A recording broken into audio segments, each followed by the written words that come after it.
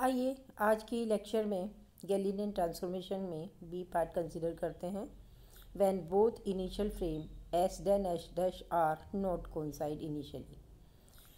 S और S dash frame दोनों inertial frame हैं, लेकिन ये स्टार्टिंग में शुरुआत के अंदर कोइंसाइड नहीं कर रहे हैं, यानी टी बराबर 0 पर ओ और ओ डैश एक जगह नहीं है।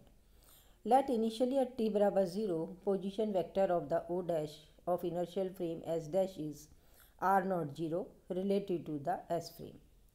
Starts moving along with constant velocity v in such a way that all the axes of frame s dash remain parallel with axes of frame s during the motion.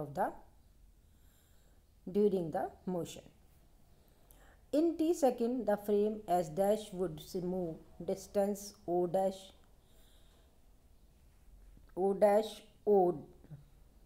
o 0 dash o dash is vt. यहाँ भी again printing mistake है, इसे हटाइए। Hence the position vector of the point P with respect to frame S is given by OP किसके द्वारा दिया जा रहा है? O 0 dash o dash P के बराबर है। इन वेक्टर का सम कर लीजिए। यहाँ भी अगेन P डैश के स्थान पर O डैश करिए तो आपके पास रिलेशन आता है R वेक्टर बराबर R not vector plus VT plus R dash. आपको इजीली दिखाई दे रहा है R vector R not vector VT plus R dash vector के बराबर है। यहाँ से आप R डैश वेक्टर निकाल लीजिए। S डैश फ्रेम में position vector R dash vector बराबर R vector minus R0 vector minus VT।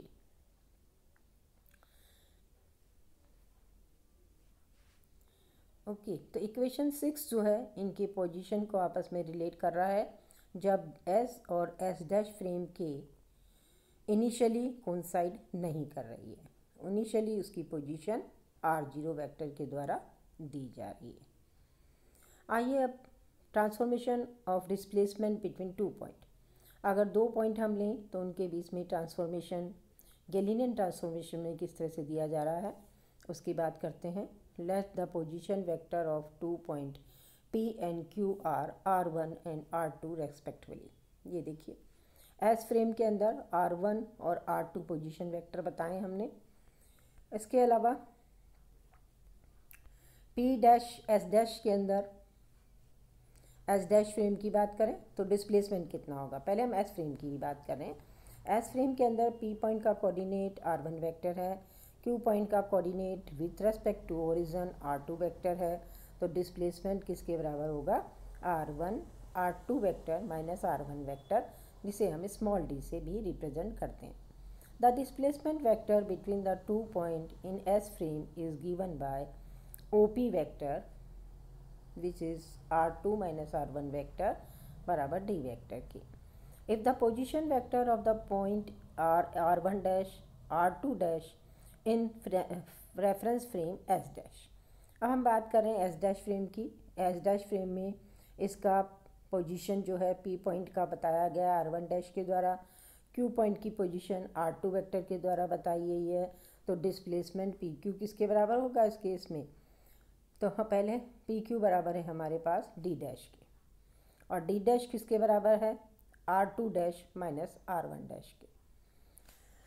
अब देखिए हमारे को एक फ्रेम के अंदर हम दो इनर्शियल फ्रेम की बात कर रहे हैं, तो हम गैलीलियन ट्रांसफॉर्मेशन से इनके पोजीशन वेक्टर को रिलेट कर सकते हैं।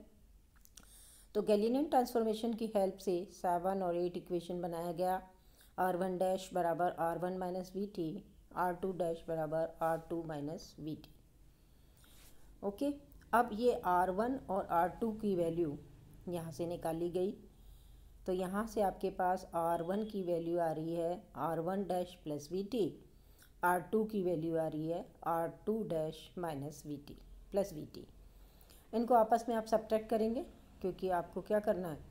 R2 dash minus R1 dash करना, R2 माइनस R1 करना है, तो R2 माइनस R1 ऊपर की इक्वेशन में आप इसे सब्स्टिट्यूट कर दीजिए। Thus the vector distance between the two point is given by PQ vector is D dash, और D डैश किसके बराबर है? R2 dash minus R1 dash के। R2 dash minus R1 dash करेंगे तो VT फैक्टर कैंसिल हो जाएगा, ये R2 vector minus R1 vector के बराबर है, यानी D डैश D के बराबर है। इक्वेशन 9 हमें क्या इन्फॉर्मेशन दे रही है कि दोनों के अंदर जो डिस्प्लेसमेंट है वो सेम है। Equation 9, it is equivalent that displacement vector between 2 points is invariant in Galilean transformation. This is called law of Galilean invariance of displacement. इसे विस्थापन का गैलीलियन का इन्वेरिएंट लॉ के नाम से जाना जाता है। आइए वेलोसिटी के बारे में बात करते हैं। Velocity, transformation of velocity. If the point P is not constant with respect to time, it is in motion. The differentiating equation 3 with respect to t. हमारे पास इक्वेशन थी 3 इक्वेशन, इसको t के विथ रेस्पेक्ट डिफरेंशिएट करिए। आइए 3 equation देखते हैं। 3 equation हमारे पास यहाँ पर है r डैश बराबर r माइनस वी टी। इसे आप t के विथ रेस्पेक्ट डिफरेंशिएट करेंगे तो d r dash by d t बराबर d r by d t minus v के।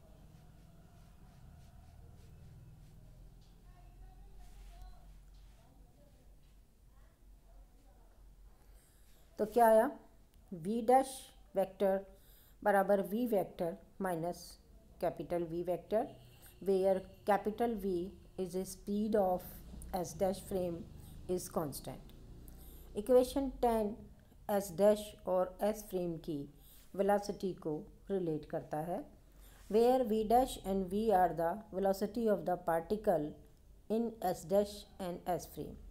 Equation 10 is called Galilean velocity transformation equation. Transformation of acceleration की बात करते हैं। Differentiating equation 10 with respect to t।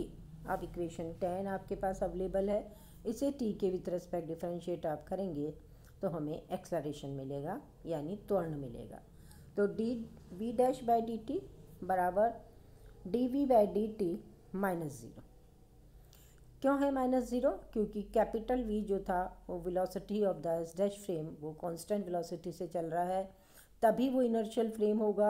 हम दो इनर्शियल फ्रेम के coordinates को रिलेट कर रहे हैं, उनकी वेलोसिटी को रिलेट कर रहे हैं, तो कैपिटल V डैश कांस्टेंट होने के कारण D capital V by T is zero. यहाँ भी प्रिंटिंग मिस्टेक है, इसे कैपिटल कर लीजिएगा V को, तो A डैश बराबर A की।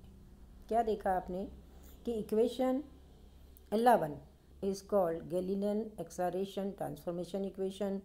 It is evident from this equation that acceleration does not change when it view from inertial frame.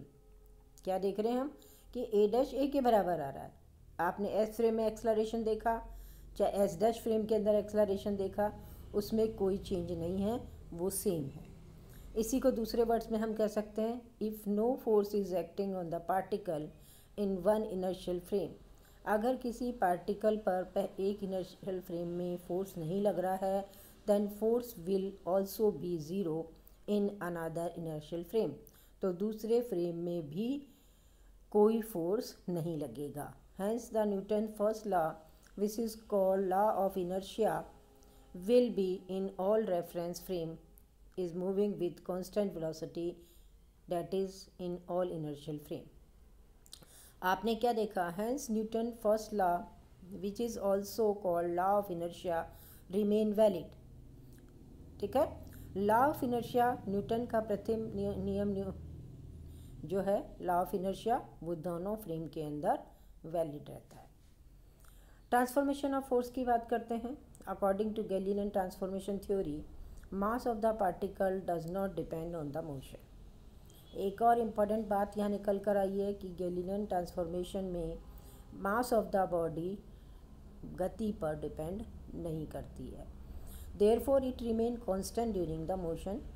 इसीलिए सारे मोशन के समय, सारे गति के समय जब ये गतिमान है तो ये कांस्टेंट रहता है। Let mass of the particle is small m multiplying equation 11 by m we have. आप इक्वेशन 11 a डैश बराबर a के है, इसे स्मॉल m से दोनों तरफ मल्टीप्लाई कर लीजिए, ये फोर्स बन चुका है f डैश बराबर f के। Thus, force acting on the particle in all the inertial frame remains same. क्या देखा आपने? सभी inertial frame के अंदर F सेम आ रहा है क्योंकि F डैश F के बराबर है. This is called law of Galilean invariance of force. ये बल का गैलीलियन इनवेरियंस नियम कहलाता है. This equation also show that Newton's second law remain valid in all the inertial frame. ये नियम क्या बता रहा है कि गति का सेकेंड नियम, न्यूटन की गति का सेकेंड नियम इनर्शियल फ्रेम में वैलिड होता है. धन्यवाद.